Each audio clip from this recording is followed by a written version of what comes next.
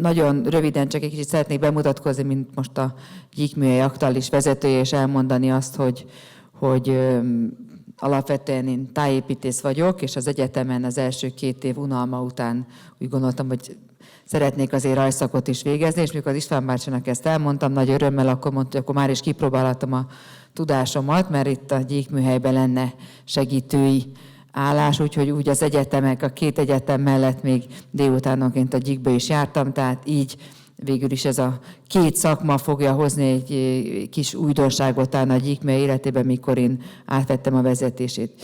A Kós Károly iskolába jártam, a István bácsinak a Lego pincéjébe hasonló szeanszokat tartottunk, ott lehetett koponyát összefesteni, meg ilyen ijesztő jeleneteket berendezni, meg egyébként sem voltunk szem előtt, és akármit csinálhattunk, és ez nagyon jó volt, és aztán én is 8-os koromban egy évet, azt hiszem, Kis Mihály Kalmár Istvánhoz is jártam. Én nem gondolom, tehát én nem vagyok egy művész, én csak rajzolok, vagy így lerajzolom a környezetet, a városokat, a kerteket, ahol járok, de most már egy kicsit úgy érzem, és ez lehet, hogy sok pedagógusban hasonló, hogy maga az a pedagógiai életmű, amit létrehoznak a gyerekek általam, ahhoz, mint hogyha több közöm lenne, mint a saját rajzaimhoz, amikre nincs időm elvégezni. De azért ebben a 25 évben egy közös dolog volt, főleg Schmidt Gertrud kolléganőmmel, az a szerda délutáni gyík foglalkozások. Tényleg nem lettem olyan fáradt, nem voltam olyan fáradt soha, hogy ne tudjak oda fölmenni, és mindig egy feltöltekezés volt ez a 2 óra egymás után. És akkor itt egy pillanatra most szeretnék megállni, mert ami innentől következik, az tényleg nem csak az én érdemem, hanem annak a gyík csapatnak az érdeme, amit az utolsó 2 oldalján látok a könyvnek, és hát sajnos nem tudunk olyan kis pixeleket csinálni, hogy mindenkinek felférjen a portréja. Nem is az volt a célunk ezzel a névsor melletti képőszállítás, hogy mindenki benne legyen, hanem inkább, hogy lássátok, hogy hányféle helyzetben vagyunk a gyerekekkel, hogy én is összefestem magamat, a Dávid is felveszi a vicces szemüvegét, vagy odagugolunk, vagy letérdelünk, vagy fölöltözünk. Tehát, hogy inkább ennek a tanár-diák attitűdnek a légkörét visszaadjuk ezzel a hangulattal, és hát közel 100 tanár, művésztanár tanított az elmúlt 50 évben a gyíkműhelybe. Amikor én átvettem így nagyjából az irányítást, az a 2011 körül, akkor egy új témát hoztam be, ez a kertművészet volt, kerttörténet, megnéztük, hogy hogyan lehet ezt átültetni, és ebből nagyon jópofa új dolgok születtek, egy könyv, és itt a Fugában, a hátsó teremben egy kiállítás. Akkor ebben az időszakban halt meg Árpád, és a csigafutammal, azt hiszem, hogy nem mondtad el István a főpoént, azt hiszem, az azért voltak kör alakban a csigák. Láttátok, hogy egy kis, mert az első versenyszámban a csigáknak még volt rajt és cél, de nem minden csiga indult el egyenesen előre. Tehát az Árpád kitalált, hogy akkor ez így nem jó, mert nem lehet nekik megmondani, hogy merre menjenek. Akkor tegyük őket egy körbe be, és akkor kifelé kell menjenek. És ez éppen annak a stádiumnak volt a fotója, hogy a körből kinek melyik gyereknek melyik csigája fogja hamarabb elhagyni a körvonalat. Azt hiszem, én úgy emlékszem a történetre. Tehát róla megemlékezett, tartottunk egy kis beszélgetést, akkor még ért a Mányoki is, és online Lázár Ervin is bekapcsolódott. Megindulnak a gyík tér stúdiumok Ritával és Dórával, és Laci bácsinak itt látjátok, akkor még elfoglaltuk a galériát rendesen. Nem tudom, azóta volt egy gyerek, aki festett a galériába, de látjátok, ott a cédrus képeket volt. Még akkor nem voltak ilyen szigorú szabályok, hogy gyíkműhely nem múzeumpedagógizálhat, mert nem múzeumpedagógus. Na, úgyhogy mindezt a covidos években sikerült archiválnunk, és nem csak a régi képek, hanem a kiállításaink is fel vannak a Millenárison, a Pataki Művődési Házban. Az összes képet végig lehet nézni. Tehát, ami nekem megvolt a gépemen, mindent feltöltöttem. Ez a Fugában lévő kertművészeti kiállítás, és később például a Mese Múzeummal közösen a Fátyolka téren. Úgyhogy ha oda jártok, akkor így is ki lehet bogarászni. És hát nagy szerencsénk volt, hogy még megélhette a 40 éves jubileum, ami szerintem a gyíkműhely történetének a legnagyobb kiállítása volt, ez itt alattunk. Az Árpád papírrepülőket hajtogatott, és a papírrepülőkben régi gyíkműhelyes gyerekeinek a visszaemlékezései voltak, amiket odadobált a mostani kicsikhez, hogy olvassák fel ott, hogy mit üzennek a nála 40 évvel idősebb öregek. Úgyhogy egy fantasztikus tablóanyaggal, a Deák 17-ben galéri szakmódszertani konferenciával ezt megszerveztük. Sajnos ez is, és most már mondhatjuk, hogy nagyjából minden archívanyagunk, ami a galériában maradt, sajnos az lomtalanításba landolt, mert nem gondolták, hogy ez fontos, és mindent kidobtak. Még hál' Isten a diakképeket időben archiváltuk. Ezért, mint kerttörténész mondom, hogy az archiválás az egyik legfontosabb dolog. És hát végül ebben a 2017-25 közötti időszakban azért voltak kemény megpróbáltatások. Ugye az első az, hogy állandóan ki van az ember szolgáltatva annak, hogy pályázatot nyerünk, mi a program, ott a galériában már újabb vezetőváltások, ugye szép mű, tetszik, nem tetszik, új alapszabály, ugye ez első. Aztán jött ugye a Covid is, még szerencse, hogy az örökmozgós tematikának és az online gyors kreatív kapcsolásnak a kollégák képesek voltak gyíkműves foglalkozást tartani az otthoni gyerekeknek a kenyérsütővel, a krumplinyomóval, meg a metszőollóval is, otthonról, és így meg tudták őket mozgatni. De hát a Covid után a következő hír az volt, hogy akkor költözünk el a galériából. Na hát azért az nagyon keményen, ez az utolsó kép a Ritának, akkor ő jött el utoljára a gyíkműhelyből, úgyhogy most jegyezzétek meg, hogy az a kilincses kép, úgy láttuk mi utoljára. Itt van olyan az sorok között, aki volt azóta fent, én azt nem akarok felmenni, de hallottam, hogy a galériások még mindig azt beszélik a teraszon, de még egy gyíkműhelyesek össze fröcskölték a teraszt festékkel. Nem baj, majd most felújítják. Tehát akkor az új helyre költöztünk, ez volt a főutcai, de hát itt azért ki kellett lépni a piacra, és az csak egy mondatban, hogy tehát gyerekek foglalkozásain évi 2 millió forintos helypénzt nagyon nem lehet kicsikarni a szülőktől, ami csak a helypénz, nem beszélve a könyvelés, az anyagok, a bank, a webes és egyéb költség. Tehát nagyon nehéz volt így helytállni, de még így is sikerült a főutcába, programokat szerveztünk, városi sétákat, építészkarral, D17-tel, vagy bocsánat, a Rajztanárok Szövetségével, közben megindult Szentendrén egy újabb csoport, tehát sokfelé próbálgattuk kilépni. Születnek az újabb könyvek, ugye itt látjátok a nagy könyvet, digitalizáltuk, föltettük az internetre, most már nem kell senkinek keresni, el lehet olvasni. Az alábbi könyvek közül az alkotásélménytárból szerintem már csak az 5 van, amit van kint a teraszon, vagy az asztalon és vége. Közben bearchiváltuk ezt a 3000 diaképet, megjelent ez a repertórium, ami szintén elérhető, nem ebbe a tipográfiai arculatban, de elérhető a honlapunkon. Tehát aki nem akarja ezt a nagy fekete könyvet, akkor ott is lehet olvasni azt a 100 cikket, ami a gyíkműhelyről szerintünk megjelent. És hát akkor most ezután mivel tudnék én köszöntőt mondani, mit tudnék kívánni annak a gyíkműhelynek, aki 50 éven át, heti 50 héten át, napi 20-25 gyereknek és 300 000 gyerekalkotással működik, 10 könyvet írtunk, sok ezer diát archiváltunk, tucatnyi kiállításunk volt, filmek készültek rólunk, velünk, képzéseket tartottunk, és díjakat nyertünk.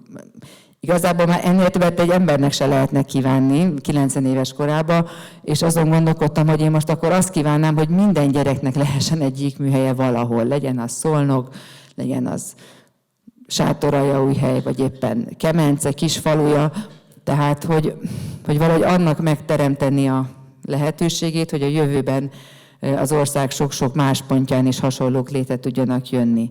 Erre múltkorjában pár hete csináltam egy hajnalban egy kis kimutatást, hogy hova postáztunk gyíkkönyveket Magyarországon, és meglepő módon nagyon sok kis faluba is postáztunk.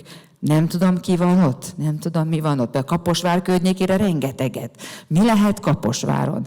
Mi az a... Persze, Budapest környékén is sok van, de nagyon sok vidéki helyen, úgyhogy bátran meg fogom próbálni a gyíkműhely, mint országos szervezet működési támogatását is a jövőben.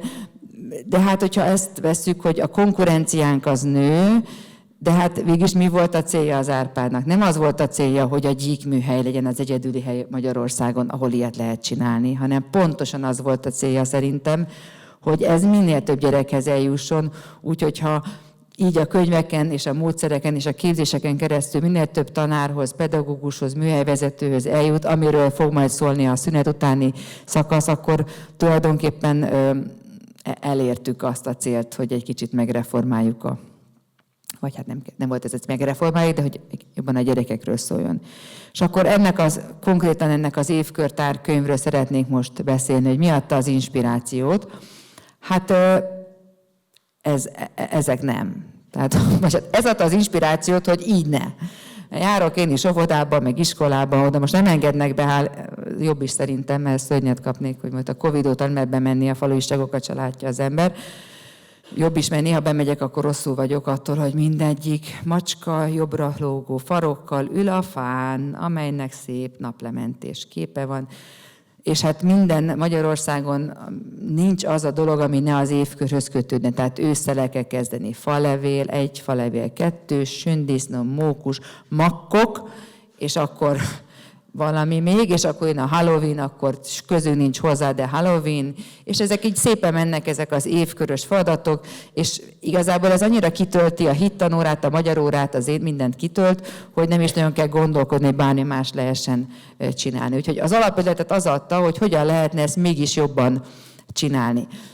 A gyík archívumot nézegetve azért sok gyík karácsonyfát is észrevettem. Én emlékszem, még Laci bácsi egyszer bejött, és akkor karácsonyoltak. Most mindenki ott kellett készítsen valamit egy társának. Kihúztuk a neveket, de nem vettem. Ott 1 óra alatt kellett csinálni valami érdekes dolgot. Tehát megvoltak a kubista karácsonyfák, az ajándékozások, sőt, angyalszárnyakkal mentünk át a szárnyasoltárokhoz. Hát akkor is néztek egy nagyot azért az őrök, mikor ilyen fehér angyalszárnyakkal átmentünk, vagy éppen angyaloztunk. Tehát voltak ünnepek, de azért mi nem dekoráltuk a saját foglalkozásainkat az évkör aktuális ünnepeivel. Tehát mi volt most a módszer, és ezt közösen nagyon sokan részt vettünk a gyík csapatból, kerestünk ilyen ismert ünnepeket, vagy eseményeket, vagy vicces évfordulókat. Hát nagyon sokat találtunk, sokkal többet, mint amennyit gondoltunk így az ősztől indulva a nyárig. Aztán ehhez kerestünk olyan illeszkedő feladatainkat az elmúlt 20 évből, ami azért nem az óvodásoknak szól ez a könyv, azt most így azért mondom, hogy azt gondoljátok, hogy ovisokkal nem biztos, hogy meg lehet csinálni. A 8-14 éves, hát általános iskolás, második, harmadik osztálytól fölfelé, és mindehez még az volt a harmadik szempontunk, és így aztán már igazán nehéz lett a társítás, hogy még kortárs vagy 20. századi alkotó is legyen benne.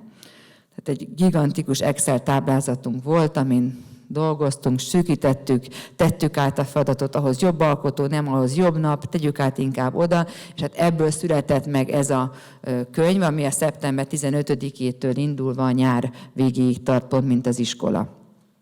Hál' Istennek az első nap, az a Live Creative Day, ezt így nekünk találták ki. Úgyhogy ebből fogok én most 10 feladatot fogok bemutatni, és akkor még egy párat majd a Rita is, és láttátok korábban az István előadásában pedig néha betűztünk ilyen archív anyagokat, pont azért, hogy érzékeltessük ezt az 50 éves történelmet, azok mindig feketén vannak szedve, de azokat is próbáltuk beilleszteni egy-egy ünnephez. Úgyhogy itt látjátok a gyíkműhely egyik próbáltam ilyen kulcsfogalmakat rendelni mellé. Ilditől származik a Kisgyík könyv bevezetőjébe, az egy kis spirálos könyv, ISBN szám nélkül jelent meg annó, az a rövid eszéd, ami a káoszról szól, illetve a rendetlenségről. Hát nézzük meg, hogy néz ki a híres festők műterme, hát csak Caspar David Friedriché volt egy üres fehér falu. Tehát, hogy a rendetlenségből kikeresés, ez a gyerek kiválogatja, megtalálja, felfedezi, ő piszkálja ki ott hátul, észrevesz, amikor ő régészkedi, a régészetnek is ez az izgalma, hogy én találjam meg, ne ő, hanem én vegyem észre, tehát ebből a kicsit káoszból való kutakodás és az átlényegítése a dolgoknak, a véletlenszerűség, a tárgyaknak az új szerepet adni, vagy megszemélyesítés, amellyel itt ilyen fémtárgyak új kontextusba kerülnek, akár új szerepet kaphatnak, új feladatot kaphatnak, elveszítik a régi feladatukat, és mindezek mellett egyébként lerajzolás témájára is nagyon alkalmasak. A következő, október 2-a, az a Design Hét itt ugye Magyarországon, és hát itt kerestünk egy dizájnba illeszkedő dolgot. A gyíkműhelyt nem jellemzi az, hogy csinálunk valamilyen objektumokat. Majd az európaiban mutatok egy pár olyan műhelyt, ahol tényleg csinálnak széket, csinálnak poharat, ceruzatartót, tehát ahol megcsinálnak egy valami használati tárgyat a gyerekek a foglalkozáson. Az egyikot soha nem jellemezte, bár az Árpád mindig mondta, hogy fontosabb egy gyereknek, hogy saját maga csinálja meg azt a dolgot, mert ahhoz fog kötődni. Amit ő csinál, ahhoz fog kötődni. De mégsem azért ez nem dominált annyira, hogy mondjuk kerámia, vagy ilyen edények készülnek. Hát itt egy orosz művésznőnek a teljesen futurisztikus parókáit nézegettük, és ahogy látjátok, a fiúk is teljes extázissal beleálltak abba az egyszerű játékba, hogy a papírt, amit láttunk a filmen, hányféleképpen lehet hajlítani, bevágni, pödörni, csavarni, hajtani, legyezőbe, ne nyuszifül, korona, királylány. Ugye ezek már létező dolgok, de hogyha mi olyan teljesen sokkolót mutatunk, ami új, vagy nem is kell feltétlenül megmutatni ezeket a képeket, erről is majd beszélünk, hogy nem kell mindig hazavinni, nem kell bemutatni, mert nem az a lényeg, hogy mi készül el, hanem az a folyamatban benne levés, hogy egymás fején ők ottan csatolták, tűzték, röhögcséltek, és volt, akit nagyon beöltöztettek, és volt, akit végül kevésbé, és akkor az ő parókáját is áttették. De hát oda lehetne ehhez tenni teljesen a barokkori parókáknak a világát, meg egyáltalán az öltözködés kultúrád is lehetne.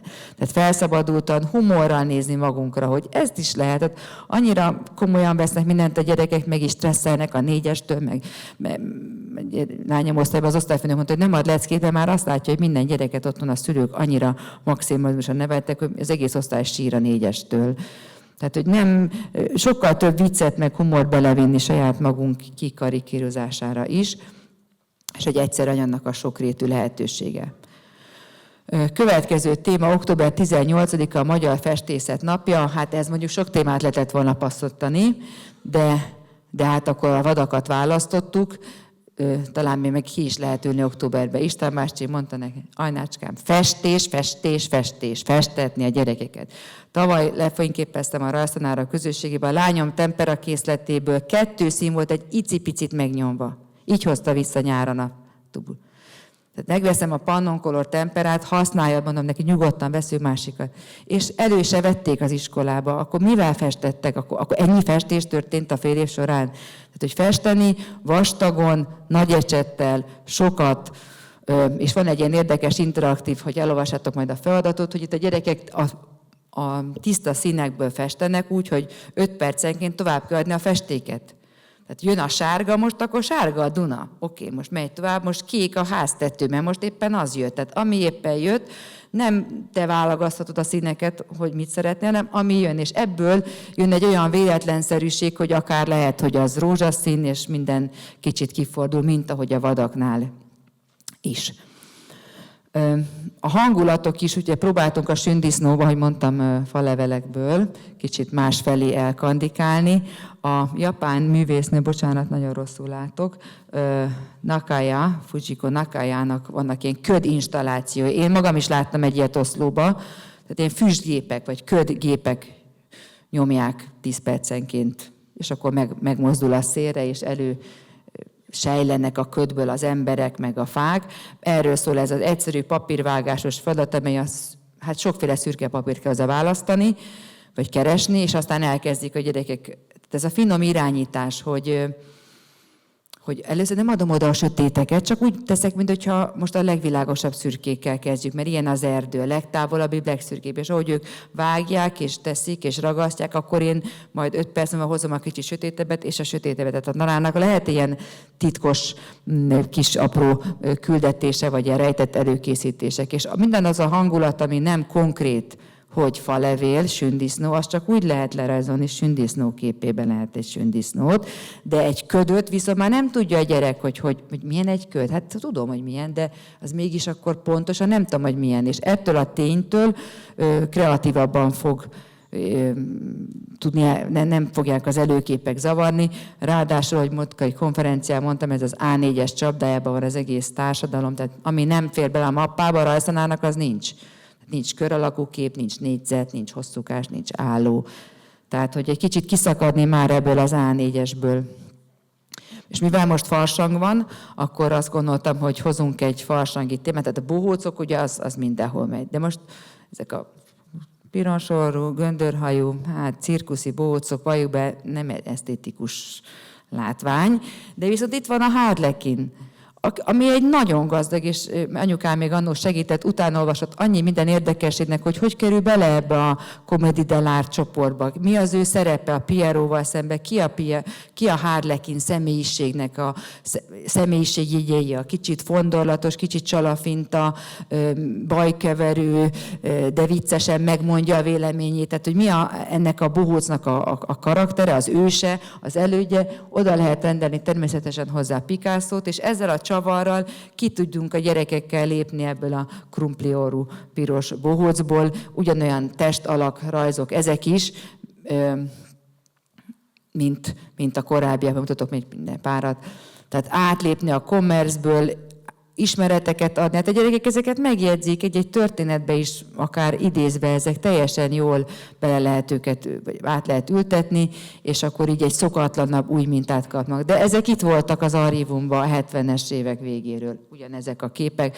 Hát azt gondolom, ez is egy Picasso volt. Még nem tartom kizártnak, hogy az a kétfejű küklopsz itt, nem tudok most mutogatni, de ezzel tudok, hogy ez itt akár ne olyan képeket nézte volna meg, vagy lettek. Hát akkor még nem voltak szuperhősök, még nem a szuperhős korszak előtt. Itt meg esetleg népviseleteket vélünk felfedezni, vagy táncosokat, valahogy furcsán, ugye többször körberajzolt külalak, a többféleképpen, többlábú, többkezű emberek, istennők, ezek is még sokszor előfordulnak. Tehát igazából nincs új a nap alatt, de meg lehet hozzá a nagyméret, a pasztel technika, amivel szépen illeszthető ez a három dolog, a probléma, az anyag és a technika. Mivel húshagyó kedd is közeleg, én is nem nagyon fedeztem föl ezt a spanyolországi ünnepet, ez a kiszebábok égetésének a párja, csak ott ilyen lomokat égettek meg, hulladékokat, eredetileg, majd aztán a spanyolok ott Valencia környékén elkezdtek egyre nagyobb ilyen szupergicses, tornyok, ilyen szobortornyokat építenek, ezeket felvonultatják, mint egy karneváli kocsi, majd éjszaka felgyújtják. Tehát a felgyújtásnak a rituális tisztítása az ott is megtörténik. Akkor egyszer kaptam egy ekkora zsák játékot, mondom, hát ez a szörnyűek, nem viszünk a gyíkmelyben ready-made dolgokat, ne lássak kinderfigurákat meg. De aztán valahogy ebbe a feladatba itt így színes pisztolyokkal így megtalálta a helyét, mert valahogy ugyanaz lett az értelme, mint az eredeti problémának, és erről beszélgettünk a gyerekekkel, a tömeggyártott játékok, kell ennyi játék, mikor dobott ki a játékodat, miért nem dobott ki, mi az, ami neked fontos, tehát hozzá lehet tenni egy ilyen témát is, úgyhogy felfedezni az anyagokban lévő technikát. De azért a gyíkmelyben is csinálunk egyébként, csak ezt arra visszacsatolva, hogy itt is voltak busómaszkok, de azért egy kicsit máshogy, mint a hagyományos, vagy ott is olyan PPT eladásokat mutatunk, amelyek nem csak a magyar busók, hanem az egész balkáni félsziget összes fajta hasonló szlovén, horvát, szerb busóit mutatják be, és kicsit ebből kilépve mozgó szarvakkal, interaktív a fejdísz, de visszacsatolhatnánk akkor megint most vissza Picasso-ra, a térbeli nagy arcok, afrikai maszkok, és akkor visszajutunk az előző képhez, amelyek szintén voltak a gyíkműhelyes régi diaképek között. Lehet, hogy nem volt olyan profi tűzőgép, meg műanyagpisztoly, hát akkor papír volt. Tehát az egyébként is nem említették Laciék annyira, hogy papír, ceruza, festék, agyag. Nem volt színes műanyagpisztoly, meg tapi anyag, meg hőre lágyuló, merevedő, nem tudom milyen gyurma. Tehát a legegyszerűbb anyagokból kellett mindent megoldani. Tavaszhoz közeledve, április 22-e a Földnapja, István bácsi születésnapja, azt hiszem egyébként, és itt hát az ő kedvenc festője, Cézanne, aki hát tényleg ugye a 20. századi festészet megújítója. Itt mik a trükkök? Egy új eszközt adunk a gyerekek kezébe, ami nem az ecset, hanem a spakli, vagy ilyen kis papírkarton darabka. spakli, amihez a téma már nem a Mont Saint-Victoire hegy, hanem mondjuk a hegyestű, a badacsonyi orgonák, a szársomlyó, a magyar bányászati tájsebek, vagy a híres magyar hegyek, és minél inkább próbálunk ilyen nonfiguratív témák felé nyúlni, annál jobban meg tudnak arra a technikai újdonságra is figyelni, vagy annál jobban felszabadulnak, és csak örömüket lelik a színek festésében és a vastag anyagnak a elkavarása, elrendezése, újra rendezése között, és felszabadulnak és feloldódnak. Tehát én azért szeretem a természeti ötleteket. És itt ugyanezek a képek inspirálnak egyetemistákat, közös munkára nagy méretben, kicsit bonyolultabb bányákat kellett elővenni, nagy részbányákat, meg a Ruhrvidéket, meg Fertőrákost, kapnak hozzá anyagokat. Tehát, hogy ez így működött bennünk, talán mind jégtanárokban, hogy több helyen is tanítottunk, és vittük az ötleteket tovább egy más társaság felé, akkor vissza-oda-vissza a gyerekeket, és nagyon szeretném ezt megcsinálni, nagyon drága most a festék, pláne a jó festék, úgyhogy múlt héten, eztek 3 napos képek, az egyeteméstémnek odaadtam azokat a bányákat, és azt mondtam, hogy csak kubista tájaknak rajzolják át őket, ahogy azt azok a nagy gépek hasogatták, bemetszették, és lettek belőle síkok, és csak vegyék a fekete vastag tollat, és így rajzolják meg, és lesz belőle egy rajzfadat, és akkor ebből aztán megint vissza. Tehát, hogy valahogy ez jellemzi nem a gyík gondolkodásmódot, hogy nem fix dolgokkal így kell csinálni, ezek a lépések így leírjuk, azért nem is írjuk le egy gyík könyvekbe, úgyhogy most akkor, tudom, egy pár kolléga kérdez, hogy nincs jól leírva, de hát, ha azt ott nem érted, akkor gondold ki, hogy szerinted hogy lehetne, vagy ha nem úgy, akkor csináljuk máshogy talált ki. Tehát, hogy nem ilyen első lépés az, hogy vegyél le 6 darab ilyen darab ilyet, és utána 8 darab olyat. Mert akkor tényleg az lesz, mint ahogy mondtad, hogy megöli a foglalkozást ez az előkészítés.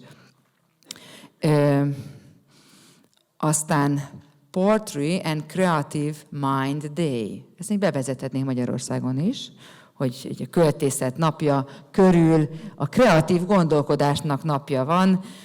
Hát Miró ki más, itt a gyerekek címet, ez Gertrudnak a szuper feladata, címet adtak az eredeti Miró képeknek, mondjuk például ilyenek, hogy a rántotta megbarátkozik a fagyistölcsérrel, vagy beszélget a róka és a tojás rántotta. Tehát vagy ilyen jellegű, teljesen furcsa hangulatokat utánzó címeket, majd ezekre verset írtak, majd utána ők gesztusból, és vehetjük az Árpád feladatát, amit most akkor el is mondok, hogy nézzétek meg a borító elejét, meg végét, legősibb gyíkméres feladat, fogd a papírt, dob föl, ahogy leesik, abból csinálj egy képet.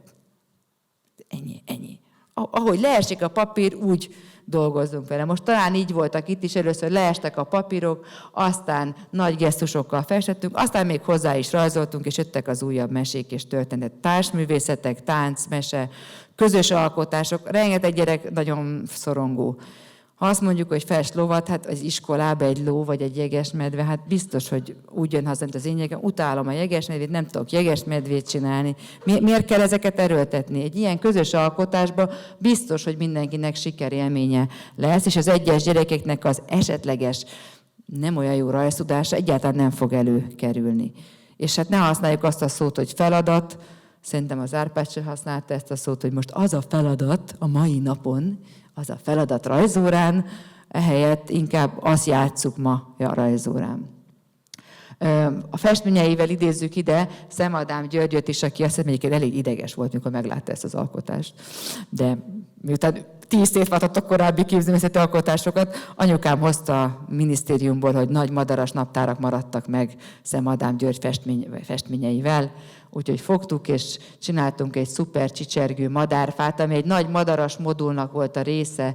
Gyerekek közösen csinálták a fákat, a kezükkel vágták ki a madarakat, majd madárhangos órát vittem be, ami madárhangokon csiripelt, a madárhangok alapján festették ki a kottákat, és akkor abba került bele a madárról készült festmény, meg gyors grafikek, tehát egy ilyen hosszabb modulnak a része, érdekességben megint csak a hangok, a zene hatása, az, hogy készképeket új kontextusba helyezünk, meg hát, hogy szokatlan alapanyagokon dolgozunk, amilyen például a kottapapír is, te Gertrud hozta szabás mintán is szuper rajzokat lehet csinálni. És akkor végül az utolsó képről egy pár szót, ez a nyitó képe, és hát ugye nagyon jó minőségű képet kellett keressünk a borítóhoz, ami elbírja ezt a nagyítást nyomdai minőségben, nem volt azért olyan sok ilyen képünk, de a Dölüné kapcsán foglalkoztunk a napórákkal, meg hát egyébként is, hogy egy körnek is, tudjátok, hogy hány része van? Körgyűrű, körszelet, szelő, húr, tehát annyi minden matematikai kifejezés is el lehet magyarázni vele, hasonló érintők, koncentrikus körök, körrel komponálás. Csak előkerestünk kupakokat, és ezekből ez a legegyszerűbb, világ legegyszerűbb formájából is hány személyiség kerül. Azért a borítót, ha most előveszitek, az egy gyerekünk volt, aki olyan gyíkosan csinálta meg. Ő nem ragaszkodott a pontos vonalakhoz, úgyhogy ezért ezt a képet választottuk.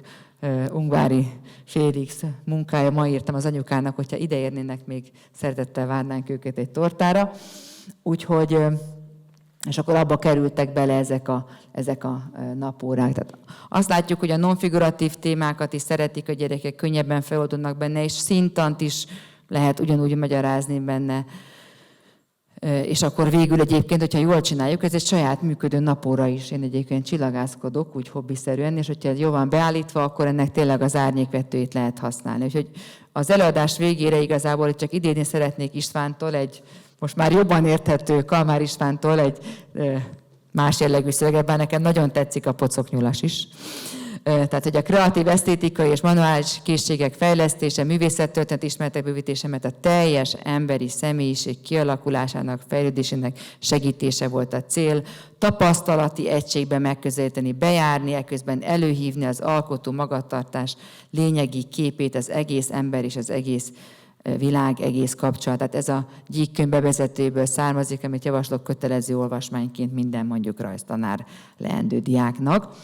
És az alapítvány, ami 95-ben megszületik, és ez a jogi szövegből származik, alapító okiratból, hogy így mondjam, az alapítvány célja a művészet pedagógia új módszereinek speciális körülmények között való kutatása, mely a gyermeki kreativitását alapvetőnek tartva, az fejlesztve esztétikumot állítja a középpontba, és ezzel a személyiségfejlődésnek olyan lehetőségei irányába hatnak, amelyek a gyermek személyiségének magasfokú harmonizálását teszik lehetővé. Tudni kell, hogy mivel egy alapítvány vagyunk, ezért évente beszámolót kell készítenünk a bíróság felé, de ezek viszont letölthetőek a civil szervezetek névjegyzékéből, tehát az elmúlt 10 év összes ilyen PDF-ét le tudjátok tölteni, ha kibogarázzátok az adószámunkkal ezt a felületet. És hát végezetül az, hogy nagyon sok pályázatunk van, szinte kötelességünk, egy alapítványnak addig működnie kell, amíg a céljai fent állnak. Tehát, hogyha fent állnak a célok, nem lehet megszüntetni az alapítványt. Nagyon sok az adminisztrációs teher, a működési költség, a helybérlet, a terembérlet, az anyagok egyre drágábbak most már, és nagyon várjuk a lelkes, képzett szakembereket, akiket beállnának hozzánk, és hát a szülőket is meg kell győzni, hogy mondjuk matek szakkör, meg nyelvszakkör, meg mozgásterapeuta, meg nem tudom, nyelvi logopédia mellett miért lenne sokkal egyszerűbb, ha egyik műhelybe járna a gyermek, és itt mindegyik mutatója feljavulna. Úgyhogy most jelenleg a Marcibányi téren nagyon kis helyiségben működünk, 10-15 gyerek tud most járni hozzánk egy csoport foglalkozásra. Ez is megnehezíti a helyzetet, hogy kisebb a terem. És végezetül Agárdi Gabinak egy kis eladásából hadd emeljek ki egy részt. Adtam neki pár könyvet, amiket én begyűjtöttem az elmúlt 20 évben, ilyen külföldi gyíkos hangulatú könyvek, és utána nyomozott, és hát kereste azokat az európai, nagymúltú, kreatív művészeti műhelyeket, és azzal a jó hírrel hívott fel, hogy ilyet nem találtam, ami azért 50 éve működik, ennyi kiadványa legyen, könyve legyen, diákja, ilyen jól publikált archívummal, na hát ilyen műhelyt nem talált, úgyhogy semmilyen politikai felhangot nem szeretnék ennek, csak úgy ezzel szeretném érzékeltetni azt, hogy tényleg amink van, és ez a képet imádom, és ez lett volna a borító, ha elég jó felbontású lett volna, hogy tényleg ez egy olyan kuriózum és nemzeti kincs, ami akár Oscar-díjat is nyerhetne. Úgyhogy köszönöm szépen a figyelmet.